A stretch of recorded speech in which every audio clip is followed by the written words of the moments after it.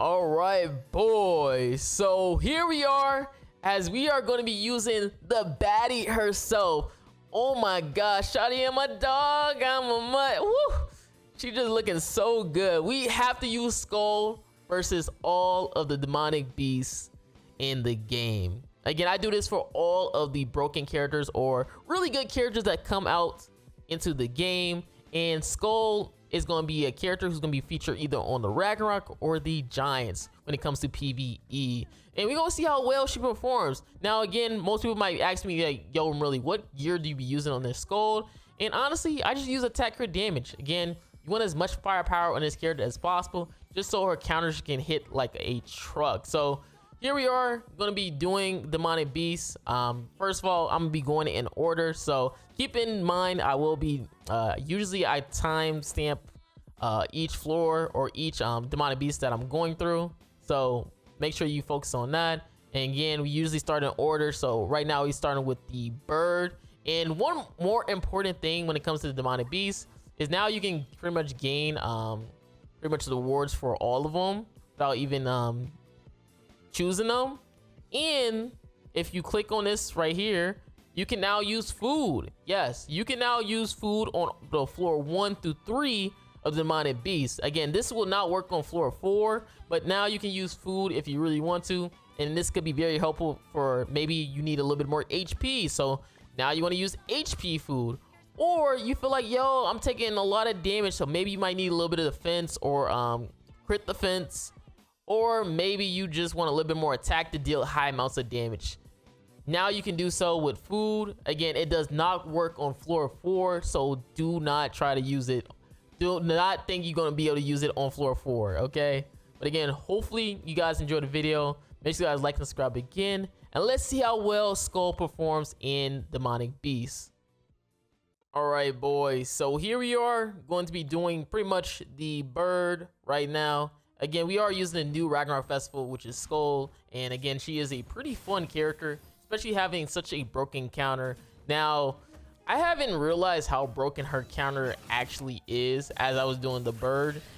As we get into later in the video of this Demonic Beast video, I start to realize how broken her counter is, which it's pretty disgusting, because you got to remember when it comes to counters, when you hit somebody with a counter, it bypasses their damage cap. So you guys already know what that means. Since all these demonic beasts usually have some sort of damage cap, that means pretty much Skull is going to be doing maximum damage with her counters. Now, like I said before, I really didn't use her counters in the middle of this bird, but as we gonna be progressing through the video, I start to realize how broken her counter can be.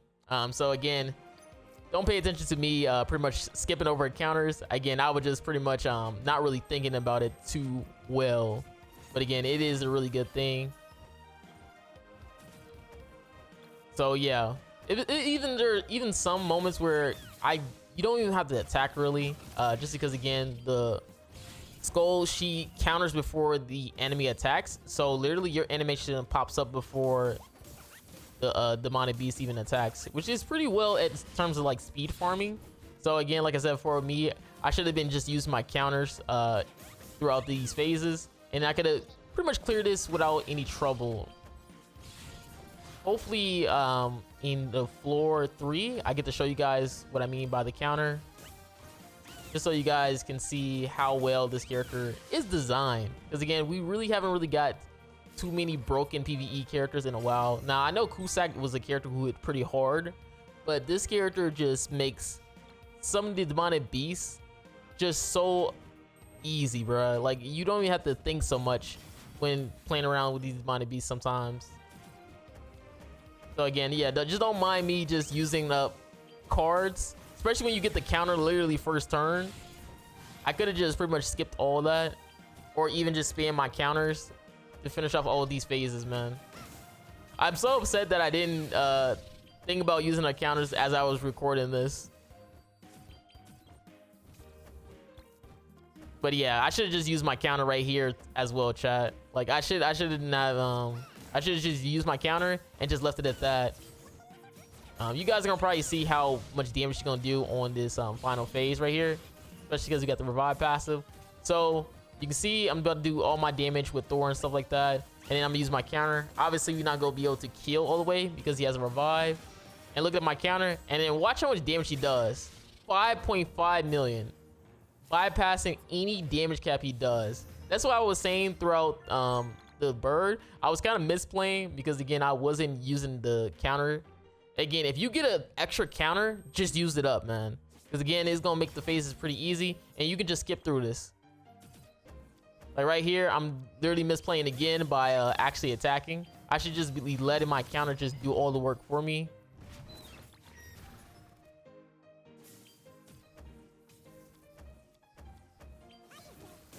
Yeah, I should just be just letting the counter just stack up. But since I'm just ranking up anyways. So this is where I'm just testing out things and stuff, seeing how my damage is gonna be. Especially because, again, I was literally forgetting about how the counter bypass damage cap. So right here, this is where I realized, oh snap, I should be spamming my counters.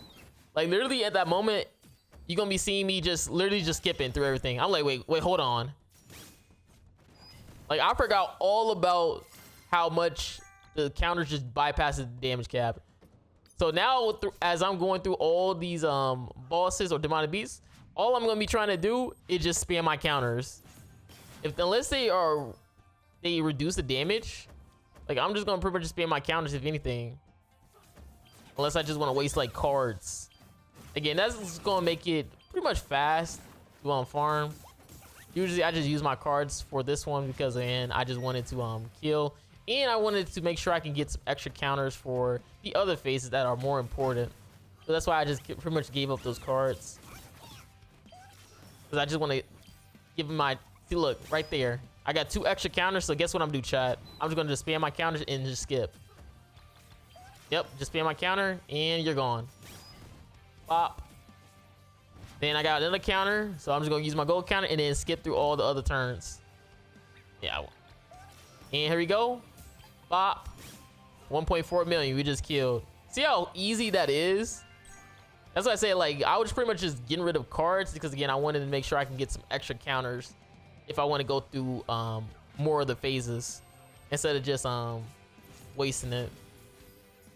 I guess I could have just used it just for phase 2 as well too, but it technically don't matter, chat. It don't really matter. You can use it whenever you want to. Obviously you can just do nothing right here and just let your counter that you start off with just blast them. And like I said before, all I'm trying to do is just save up my counters because I might need it for phase 4, who is very annoying. So I'm gonna just keep that in the tuck and just allow my counters to just stack up so it's ready to just blast. And we got an extra counter, so you already know. I'm just gonna skip. And you're gone. Again, I could have played this a lot faster by just not really attacking on the first part of it. So you guys can obviously just play however you want to. I'm gonna set up my counter right here again. And like I said before, it bypasses damage cap, so it's GG. Yep, 3 million.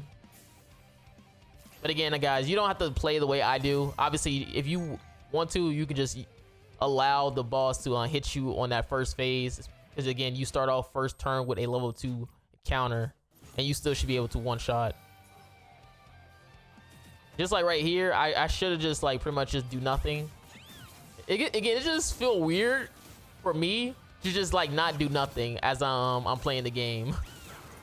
Like I feel like it'll feel like so boring for me to play Demonic Beast, and I'm just sitting there just skipping, bruh. So that's why I really would just spam my cards really when I didn't really need to, because again, I just want to play the actual game.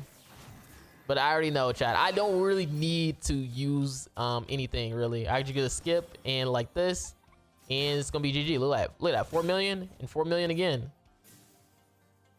Like you can just skip through the entire Demonic Beast at will with just your counter. Now again, what you could do, especially for the dogs, because again the dogs have some mechanics where you can freeze, depending on what you're running. Like if you're running like Thonar and stuff like that, you just want to stack up your gauge for your SKULD as much as possible, because again, if you have that Deer artifact card set, if you have 5 gauge, you pretty much are immune to freeze. So keep that in mind when playing with SKULD, because again, when it comes to her, you don't want to be frozen, because again, the boss could freeze you or even block out your debuffs, which is why I'm using Tier as well, because with Tier he can cleanse if you use 3 single targets, and that's why I just used it right there. And luckily he didn't freeze her. So that's why I also love that I have Tier as well, because then I can just cleanse just from using 3 single targets, which is really nice on the demonic beast. And you can see right here, I'm just move my cards, because like I said before, I could just skip my turn like right there and just let me just kill. And again, I'm making myself 5 gauge because again, I want to make sure I don't get frozen as I'm about to use my counter. See, I could have played so much faster doing all this, but it just felt so boring, man. I'm not gonna lie.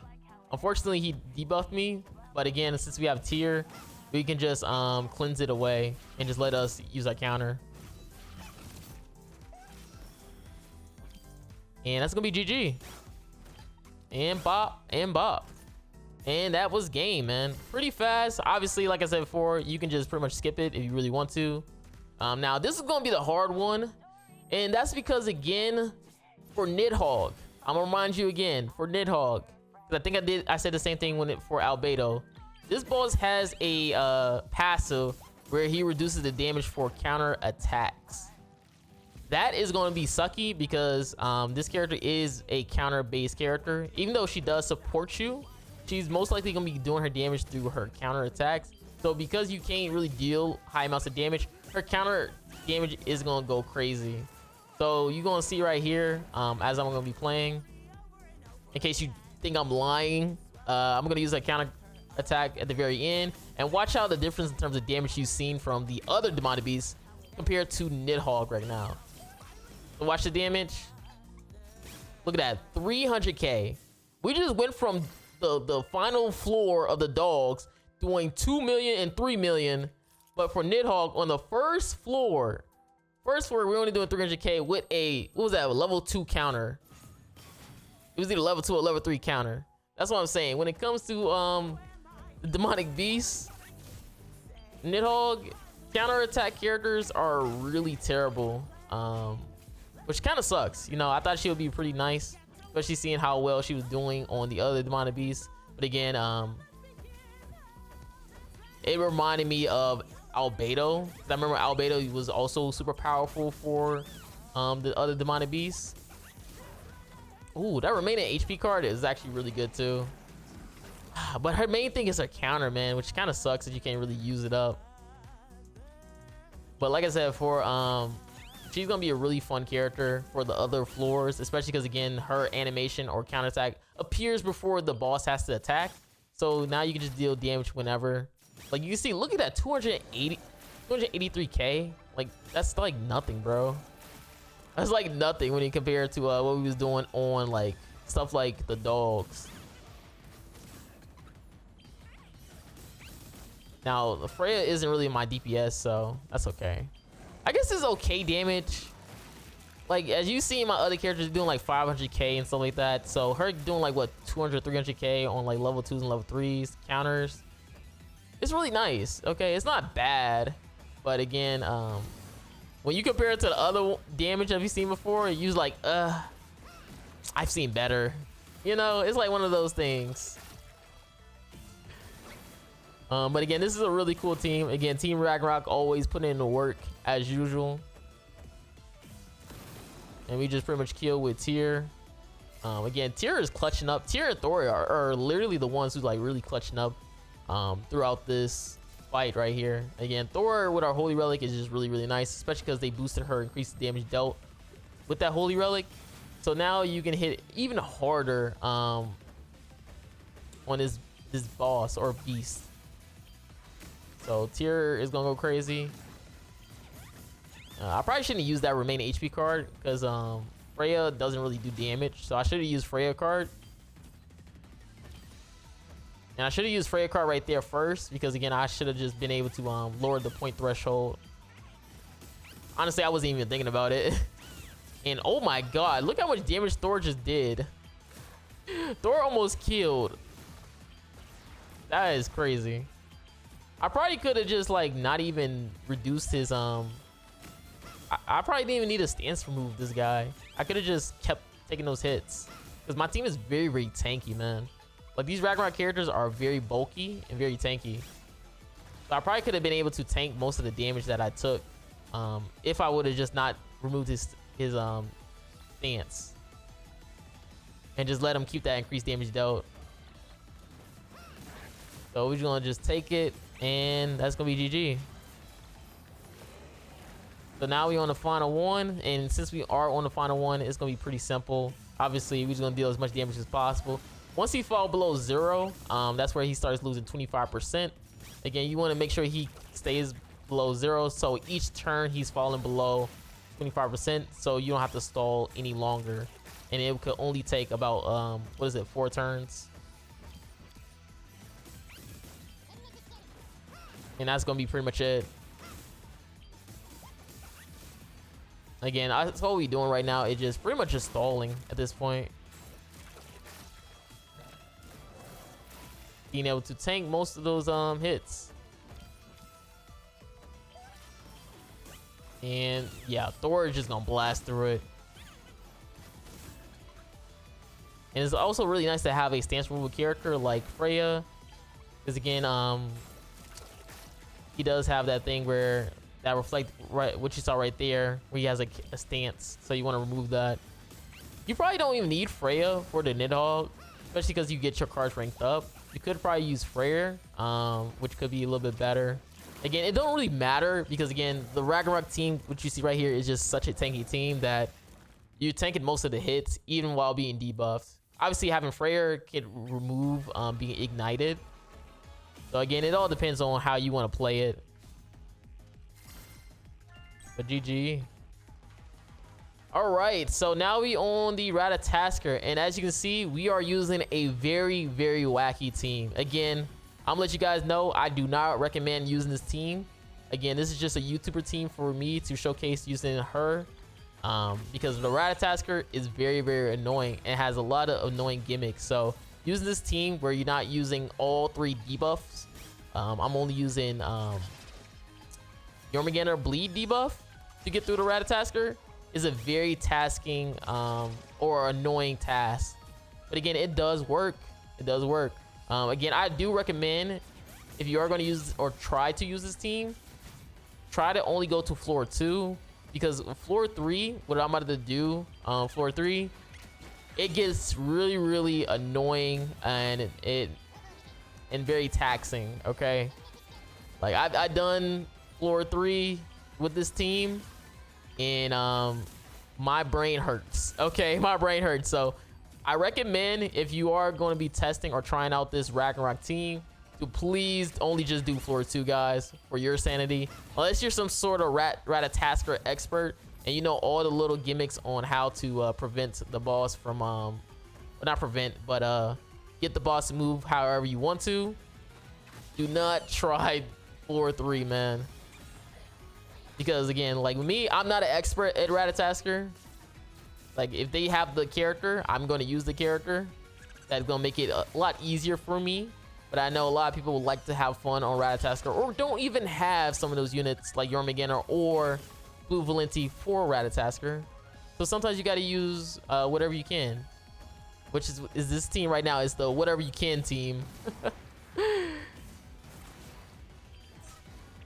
Which it works pretty well. Like I said, just go to floor 2 and you're gonna have a very easier time. Now it's gonna be floor 3 where you're gonna have some difficulties. Hopefully I can be able to explain the difficulties I had on floor 3, but you probably can already guess it since you've seen me with one debuff character. Oh man, it's getting that guy to move, man. That guy does not move out those freaking logs, man. And so it was so annoying. Okay, so we got some good RNG. And because he attacked again, boom. Like this team is really good at clearing floor 1 through 2. Okay. That's why I say I do recommend using this type of team, because again, it is pretty it's pretty fast. I should have broke that log to the left side, or not the left side, actually yeah, the left side, because again I guess the right side also could be important, because again, oh yeah, it's the right side. Okay, so I should have broke the one on the right side, because if I apply my bleed, he will go to the middle instead of the far right instead. So yeah, it was that one. Okay, so it's the right one that you want to get rid of. And yep, he goes in the middle. Okay, so for the first turn, get rid of the right log first. So if he goes to the left, once he comes in and out of the tree, you can move him with a debuff card from Jormungandr to the middle, which again is what you need to be able to get rid of this Ratatasker phase. Now again, you just use the AoEs. I should have double AoE into Hail. I forgot that this has a damage cap on the logs, so it's not gonna kill all the way. See, I should have just double AoE with Hail. Now I'm in the same situation where I gotta hope he does not come on the left or the right, or I'm gonna have to struggle getting rid of him or forcing him to move. And luckily he did not go into the middle, or not the middle, the left or the right, so I don't have to try to force him to move. So with this, we're just gonna go for a regular play where we just ult and just get rid of him. And we just dealing high amounts of damage as well too. Like, this team is just so tanky, man. You guys have probably been seeing me use Ragnarok throughout this whole Demon of East video, and it, like, my HP do not be falling below half sometimes. Unless there's some gimmick happening right there, my HP does not fall below half.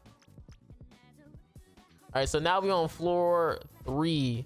And like I said before, guys, if you're gonna try to use floor 3 on this team, with this team, please don't. Okay, you're gonna struggle. So first, what you want to do is you want to use Jormungandr. Jormungandr ult is gonna be forcing them into the right side. Again, since she's my only single target character, she has to ult the most, because again, that will force the boss to move randomly.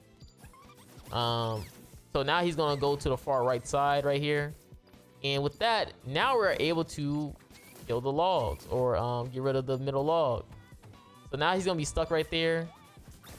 We just pretty much just cleanse, and now we just kill right there. Now we have floor 2. Now, not floor 2, phase 2. Now what I did right here is to break the far right log. And again, we're doing the same thing where we're trying to get that Jormungandr ult. Now, from my experience, usually I keep him at full HP on that log. Like, I don't want to AoE that log at all, because it seemed like if that log has a lot of HP, the Ratatasker would move to it. But again, I could be wrong. It could be that it was just randomly he moved, and I just got lucky with the randomization. Because I know people do say that when you ult, he randomly goes into a log, which I have experienced sometimes, where I would just spam my ultimate and literally he just stays on the one log. And again, that's where you have the issues of using this type of weird team, is because again, you can't force the boss to move however you want to. You sometimes have to pray on RNG for the boss to move, and that's why I say I do not recommend using this team on floor 3, because of the RNG aspect. And this is where it gets really hectic in terms of RNG, because I tried my best to get this guy to move to the far right, but it seemed like it just would never happen, no matter how many times I ult. So you're gonna see me stall, reset a bajillion times, trying to get this guy to go to the far right. So if you see it cut out, that's probably because I reset. See, I reset right there. Because again, I'm trying my best to figure out ways to get him to that far right side, but I just couldn't figure it out. Like, I'm over there applying like one bleed debuff on him. Like, I'm trying my best. I'm trying everything to get him to move, and nope, he stays in that one spot. Like I said before, if you are a Ratatasker expert, you might love this team, because if you know all the tricks and ways of getting this guy to move however you want, you're gonna have a good time. So I just pretty much just did nothing, because I might as well just save it, just in case I want to prevent me from losing HP from those food poisoning. And you see, he steady keep going to the middle. So I just end up just keeping it for myself and just cleansing. So I just kept my ultimate. And again, we just let him attack. Again, we're just stalling, bro. Like, look how many stacks we got right now from all the stalling. Like, if we got like 4, he has 4 HP down stacks right now from us stalling, chat. 4 HP down stacks. So this is where I just pretty much, again, just doing the same thing where I'm just stalling, trying to push for Yormungandr ultimate, because again, she's my only character who has a single target attack. Because if I use an AoE, I could possibly break that log and destroy it, which means I pretty much lose. So I'm kind of hoping for RNG that for me ulting a bajillion times, he finally goes to the right side. That's what I'm hoping. And boom, he goes to the right side. So the RNG was in my favor that time. So we didn't have to stall too long. And as you can see right here, I'm just gonna ult and make sure we get rid of that log as much as possible. I was gonna reset if possible if I couldn't break that log. And now since we got it on the far right side, that's game. That's game, chat. Y'all saw how well we was able to stall throughout when he was on the middle. So now it's pretty much over, especially because he has all those HP down stacks as well too. Yeah, it's pretty much GG at this point. Like, look at that, 4 stacks, bro. 4 HP down stacks. That means if we just breathe on him, he's pretty much dead. Like, look at how easy it is just to kill him. So yeah, that's gonna be pretty much it. Hopefully you guys enjoyed the video. Make sure you guys like and subscribe again, because it was pretty fun using this team, man. Again, I recommend only using floor 1 and 2.